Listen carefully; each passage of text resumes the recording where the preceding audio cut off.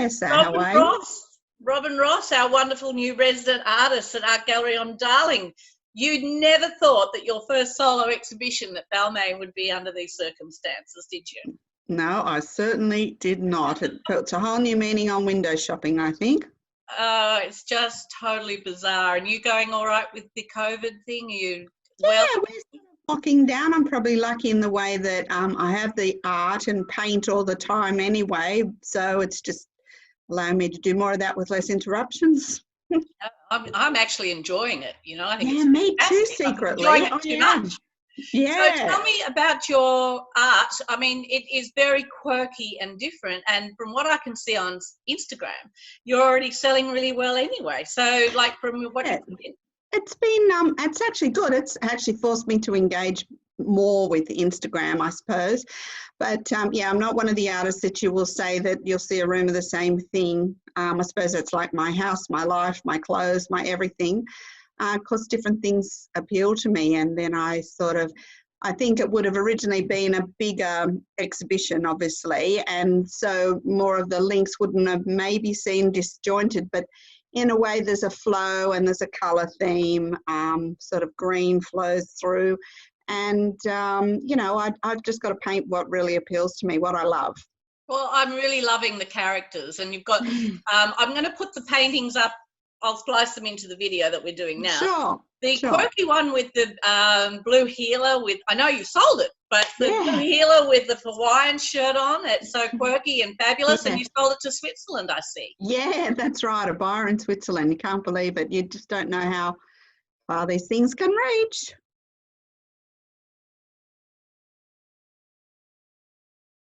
Yeah, technology's amazing. And then you've sold the other one, which is the little puppy with the wine glass. You sold Yes, I did that. And it looks like I've got a commission to do another one on a much bigger scale. So I hate redoing things twice, but, you know, in this circumstance, I think I'll make the exception.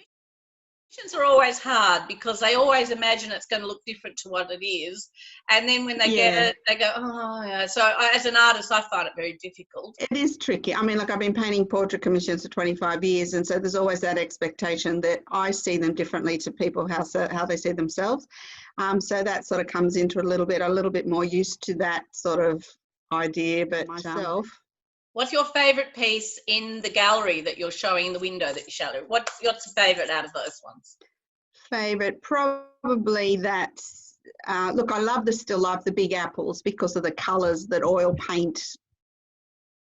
I'm loving the series of this music theme, so the composer and the writer and you've collaged the music. Yeah, well, I didn't actually collage it. I've got a process I've worked for impose an image on top so that it doesn't need to be under glass. So you have the print actual image there, but it's not on paper as such. Oh, right. So it's taken a bit of experimentation, but it's working, and I love doing it because you've got a face, but it's a bit abstract. Yeah, they look great. And the window looks chock-a-block. I'm going to put a picture of it up there on the screen.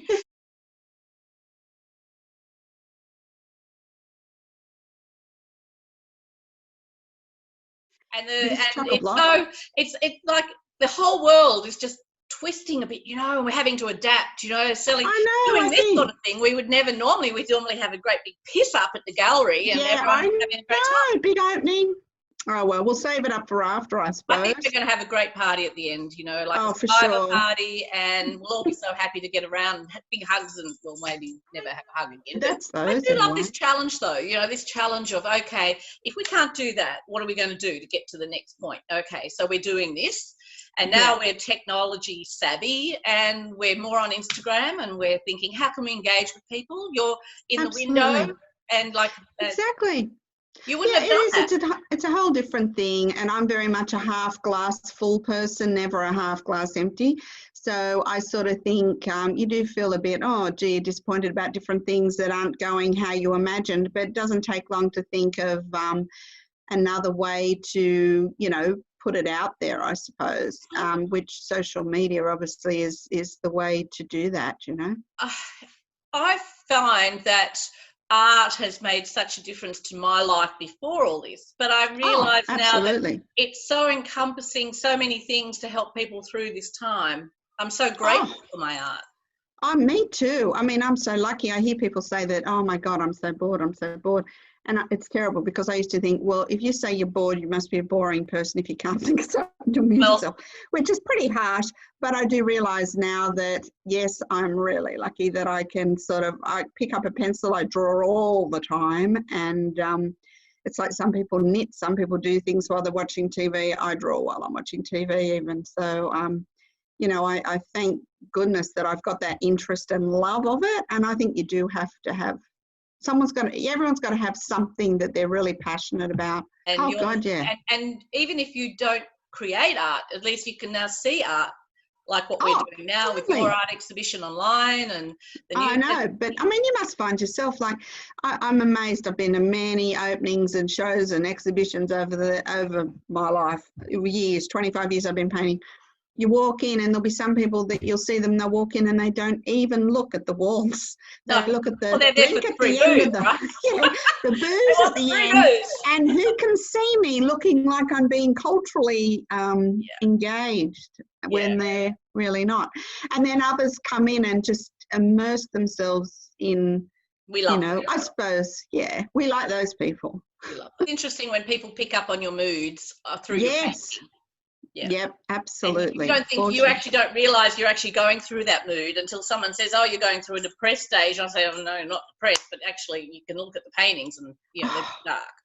Oh, well, they've had this thing on Facebook. Can we talk, and that's not going to interfere with your video? You can cut all this out, can't you? Yeah, I can just trim it. So you can pay it's nice to have a chat. But no, it's funny. Someone put on a thing about, I'll put a photo of your mother. I know. For Mother's Day, and I did a painting of my mother, like she's been dead now 14 years, and she had ovarian cancer. And I mean, your mother and we were sort of close family and whatever, but the time she sat down next to my easel and I was drawing her, and then I painted her, and it was probably over a period of about 3 hours we sat there.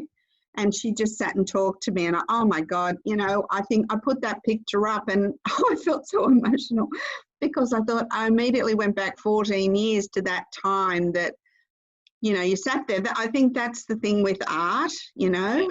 It does take you back to a place. Oh, and weirdly, after she died, I'm a lover of Russian Impressionist art, Russian art generally.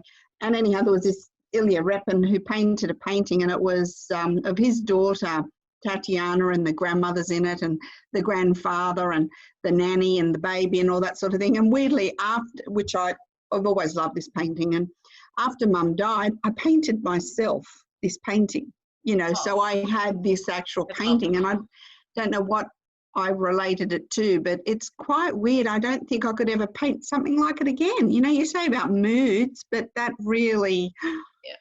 I've painted pictures that actually mean nothing to anybody, but at the time they were very moving to me, and they're just sort of in my drawers or whatever, in my studio, and it takes me back to that particular feeling and moment in time. Yeah, well, I'm a drawer, I'm a sketcher, I teach class, I say the fundamental of anything, I reckon, is drawing, and I love to do it, and it's easy, it's not messy and all that. And so I started on Instagram saying, challenge me to draw something. So I was drawing people and all that. Weirdly, I started selling things. So I was selling these sketches all over the place. And then I had some smarty pants say, draw a picture of a child coughing into her elbow and washing her hands at the same time. And I thought, oh, you dick. Did you? Did you do it? I did it. I did. And I just sort of thought, oh, yeah, so sort of stick it a bit. But, so I've sent a drawing to America and a sketch to France. You won't believe it. I know. I just find the whole thing when people are following me on Instagram and commenting and they're from Algeria, or Yeah, I know. Crazy. But I think that's with art. Like, I will, whenever I've had an exhibition, I always think this is my favourite thing, that'll be the first thing to walk out the door, and it never is. And the thing that I think twice about, will I hang it or not, that's the one that'll sell. And it's bizarre. Hang on, the one I love, and I'm going to put that up on the screen, is the Picasso.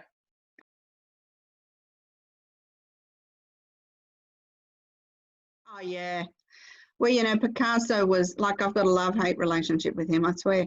I've been to pretty much every country he's lucky to live in and each gallery. So we spent a lot of time in Antibes about 18 months ago, and we went to the gallery quite a lot. And I sketched all those pictures on there were sketched from the life of seeing the art. Oh, I love that painting of yours. Yeah, and in Barcelona as well, where he's got a massive gallery. And he was so prolific. And he started obviously very, if we want to call it, realistic.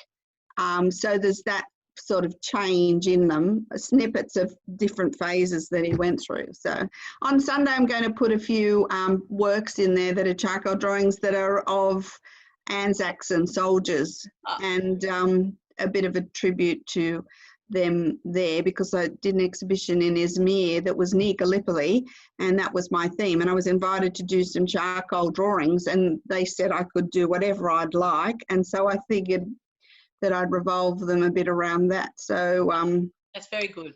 Putting them in the window. That'd be great.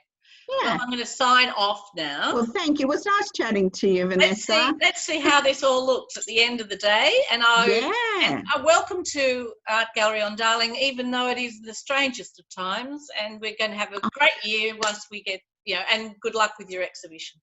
Thank you so much. Thank you very much. Thanks Robyn. Bye.